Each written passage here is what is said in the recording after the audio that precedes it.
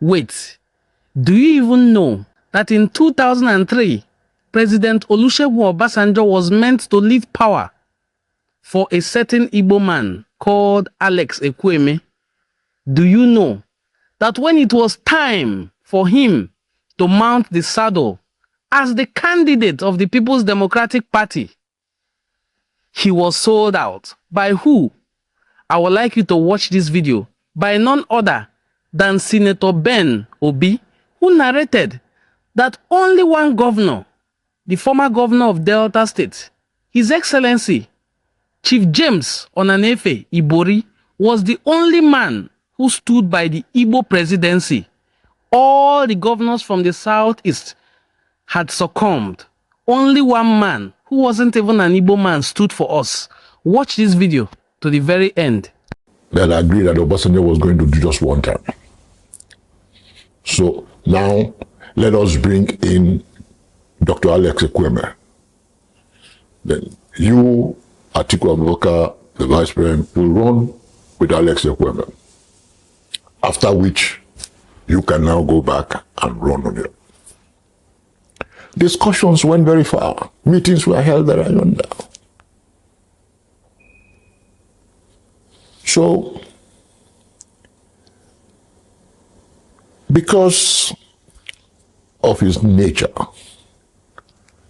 when President Obasanjo finally found himself before his vice president, I was not there, but the report came of what happened, how he was able to plead with his vice president, what he did to appeal to the vice president. Sir, okay, my boss cannot come and plead with me, and I will ignore him. Let me let go. The governors were rattled by that decision. They were calling, frantically here, there, and yonder, until he himself was able to persuade them, to calm them down one by one. The only person they were unable to reach who went on that was Governor James Ibori. The NSA now called me. Jarabuzo said, look, Chief, there's no way you will tell me you don't know where James is. Now I want James immediately. It was like a command. I now got James and I said, look, but the game is up. You just have to show up, because now I'm the one that this was what happened. And then they went back, ran together. The rest, they now say, is history. You saw what happened thereafter, And like I said, as it started to happen, the vice president had to go to court to save his head. Anyone. Now, what role did Atiku play, His Excellency Odumegwu Emeka Ojukwu? Yes, in 2000, Dimchukwu Emeka Ojukwu was making frantic efforts to come and see President Obasanjo to make a case, very strong case, for the Biafran army officers who came into Biafra army from the Nigerian army. Unfortunately, he was not able to get audience with President Obasanjo. So I went to see the Vice President Atiku Abubakar, and then went to see the NSA, who I was working with, to brief him that I had seen the Vice President, and the Vice President had decided to take it up. Now, the Vice President now gave me his aircraft and told me to make a reservation at the Hilton Transcorp for a presidential suite for 1 week, and then gave me his aircraft to go to Enugu and bring Dim Chukwuemeka Odumegwu Ojukwu to Abuja. That at least within that period, he will get an audience for Dim Emeka Ojukwu. All I did, I went to Enugu, brought him after first he knew I was coming. We came back together. It was in the presidential suite. Yeah. And 3 days after, President Obasanjo was very happy to receive Emeka Odumegwu Ojukwu. And Emeka said to him, he calls President Obasanjo Omoba. You know. So he said to him, Omoba, we've all come back together as one. I want you to please do me a favor. The Nigerian army officers who went with me to Biafran, please help us ensure that they are formally retired and pensioned.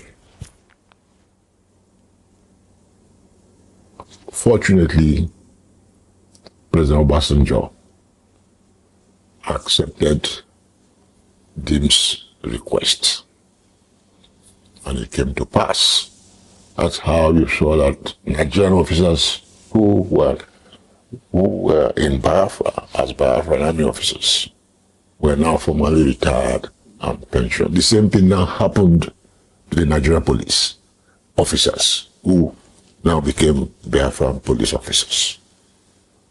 So if the vice president did not initiate the move to get that meeting to take place between President Obasanjo and Dim Chukwuemeka Odumegwu Ojukwu, this would not have happened. Now, when they had finished discussion and President Obasanjo had agreed, he now said to me, look, Ojelibo, I want you to take me to the vice president, let me go and thank him. So I told the vice president.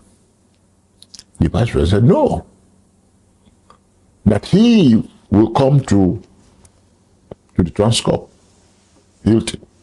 That Emeka Ojukwu won't come to him. Yes, he's vice president, but he will no, it's disrespectful. And he said I should come and bring him. So I went, accompanied him, and we went to see Dim Chukwuemeka Odumegwu Ojukwu at the Transcorp, where he, the vice president, was the one who made the accommodation available for him. So we had a good time with the vice president, Emeka thanked him and everything. So he said anytime Dim Emeka Ojukwu wanted to come to Abuja, I should let him know that he would be very, very happy to host him at all times. And that's the relationship, and that's what people are enjoying today. I mean, some of those officers are still alive, some of them are no longer alive, including Dim himself. Brilliant. Very detailed. Now, what promise does an Atiku presidency hold for Nigerians, particularly in Igbo, the southeast, at this time when the agitation is very high? Well, you see, we approached Atiku Abubakar. We have a group, former governors, former senators, former ministers. We normally meet here. We approached him and told him, look, we have been an ally of yours over the years, but now the Southeast is yearning that it is your turn to produce the president of Nigeria, the Nigerian president of Southeast extraction, anywhere. And he said, okay, fine. He will not be an obstacle to that. And we were having regular meetings with him here in this same living room, sharing ideas with him. And that was why he was the only presidential aspirant who said, look, if the party zoned the office to the Southeast, he will support the Southeast.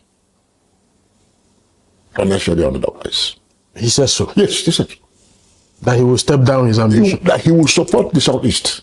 It was very clear. It was not it was quite clear. There was no ambiguity at all about that statement. Who were around when he said it? On what occasion? I said he came here and met us. Well, Professor Disimosu was there, Ekwueme was there, Atiku was there, Onyema Ogochukwu was there, Dube Moya was there.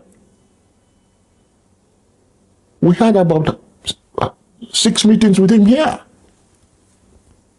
He was the only aspirant who made that statement. I had wished the other aspirants did the same. It would have influenced the zoning committee. However, we've passed that stage now. Now, yesterday before he traveled to Plateau, and I saw him, as soon as I finished with him, he entered his car and went to the airport and headed out for Plateau and then Lagos. The truth is, like I said, when I met him in the company of other businessmen from the Southeast who were very close friends of his, many of them. I was just a peripheral friendship running a peripheral friendship with Atiku at that time. So, all I'm saying that those of us who are in politics met Atiku with other Igbos before politics. Atiku will normally arrive in Igbo land on the 24th of December to spend Christmas with his Igbo friends. And those ones will invite us for a luncheon. It will be 24th, 25th, 26th, at least on 27th. Annually. It was an annual ritual. So, those of us who are in politics with him today, I said, met with him and got close to him only recently, so to speak. So he has friends who are opinion molders and opinion leaders in the Southeast. These are people who walk into his bedroom. These are people who walk into his bedroom.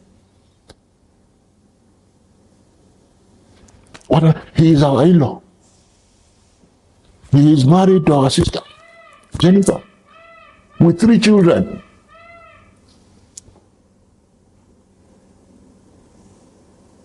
Igbos have a saying, Ogonye Buchie, that your in-law is like your God.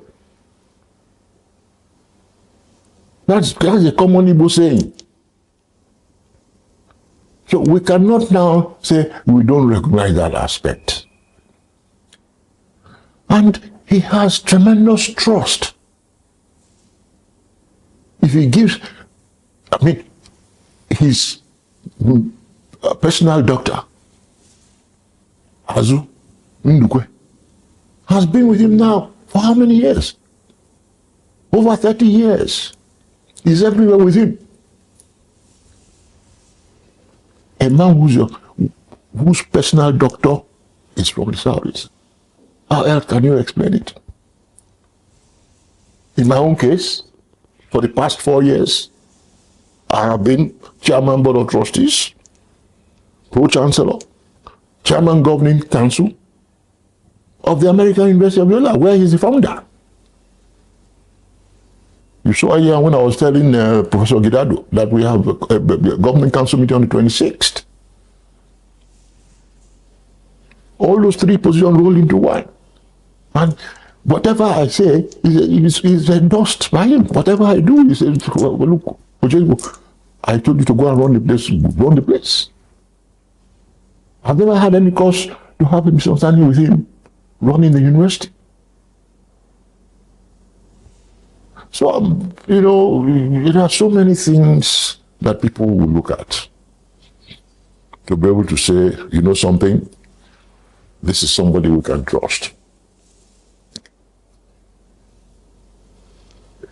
Some people will say, oh, why didn't you leave the PDP when they did not zone the presidency to the southeast? Oh my goodness. The PDP where I've been special advisor again and again. PDP where I've been senator. PDP where I've been national secretary. And I have never, I'm not used to playing politics of jumping from party to. I met the founding fathers. I played politics with the founding fathers of the Second Republic. I met the Great Sikh. I met the Sage Owl. I met Shehu Shagari. I met Ibrahim Waziri. I met Aminu Kano. Met Tunji Braithwaite. There was discipline in political parties.